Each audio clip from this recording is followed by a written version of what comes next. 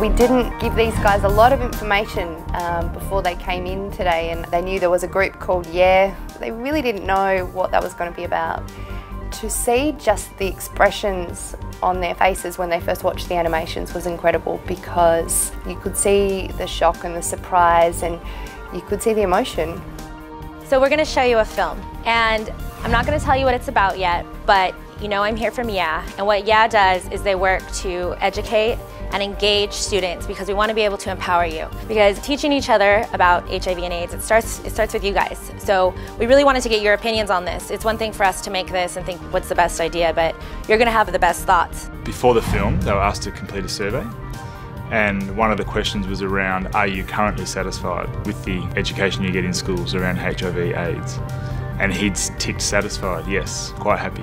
After watching the film, the first thing he came back and did was change that to dissatisfied. And when we asked him why, he said, because I've never ever heard of this before. I didn't know other young Australians lived with this disease. And to be quite honest, if one of my friends told me they had AIDS, I wouldn't want to be friends with them anymore.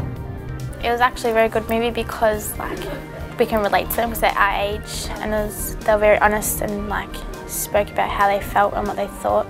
The girl at the end, I really liked her because the way she felt, and she was so honest about it. 3 of the first people, they all told somebody about the sickness, but the last person kept it inside.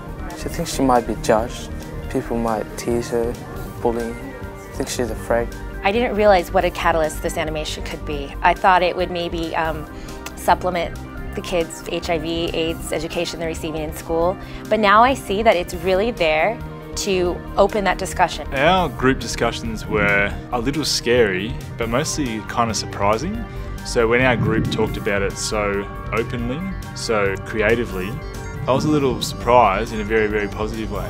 So what our guys spoke about was how they connected with the film in an emotional way before they connected with it in any kind of visual or auditory way, which I think is pretty powerful. I don't know, for someone to be really young and go through that all by themselves is just pretty sad, and I just wonder how they feel, you know. They've got such a big burden to carry by themselves, and it's just getting those all out. You can't exactly just tell every person that, well, hey, I have AIDS, or hey, I'm infected by HIV. We drew some fantastic pictures. We had these little character cutouts, and people wrote down their thoughts and feelings on those cards, and some pretty interesting responses, lots of emotional responses about courage and hope and life, and also some negative ones about death and stigma and discrimination.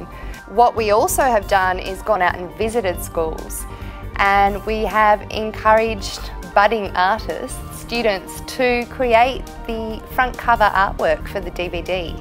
The teenagers here, they're insightful and they're caring, and they're really interested in what's going on, and they were really intrigued because they realized they didn't really know that what HIV or AIDS is. They don't realize that it's 2 separate things, or didn't know that someone could have AIDS and you wouldn't know it. One girl responded that if you have AIDS, you're sick and you have yellow skin. And it was just a shocking answer. Yet, you know, you hear the answers like that, but they wanted to know more. My group decided at one point that they had to stop me from having a discussion about the animations. And instead they said, can you explain to us what is HIV and what is AIDS, because we really don't get it. People were wondering, if you get HIV, do you get sick? Can you get rid of it? Didn't know babies can get it. Can't you tell by the way you look at somebody?